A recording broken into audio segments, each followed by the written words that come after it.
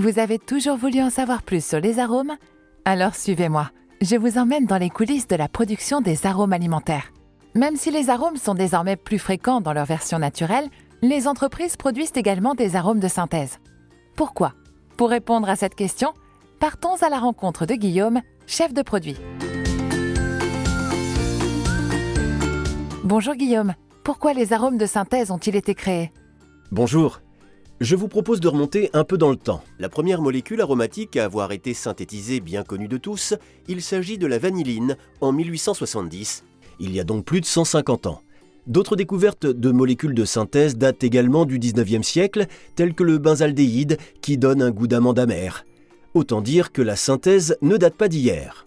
La synthèse est née d'un besoin, offrir au plus grand nombre de consommateurs des goûts auxquels ils ne pourraient pas si facilement goûter dans leur version naturelle. Est-ce une question de prix? Oui, mais pas seulement. La synthèse peut permettre de rendre accessible à tous les consommateurs des goûts pour lesquels les matières premières ne sont pas en quantité suffisante sur la planète et dont le coût est élevé. Un exemple emblématique est la vanille. La vanille produite dans le monde correspond à un tiers de la demande totale des consommateurs en goût vanille. Les aromaticiens ont donc développé des alternatives naturelles et de synthèse pour répondre à la demande du consommateur. C'est donc une question de prix, mais pas que. La synthèse permet d'enrichir la palette de l'aromaticien. As-tu des exemples? Certaines notes aromatiques sont difficiles à produire en arôme naturel, par exemple la noisette ou la violette. Certains produits sont aussi plus fréquemment aromatisés avec des arômes de synthèse, tels que certains biscuits apéritifs, et les consommateurs apprécient ces goûts. Les arômes de synthèse sont aussi très demandés dans certains pays étrangers. Les entreprises les développent ainsi pour les exporter. Les arômes de synthèse sont-ils aussi sûrs pour la santé que les arômes naturels? Bien sûr, la sécurité est la priorité des entreprises de l'aromatique.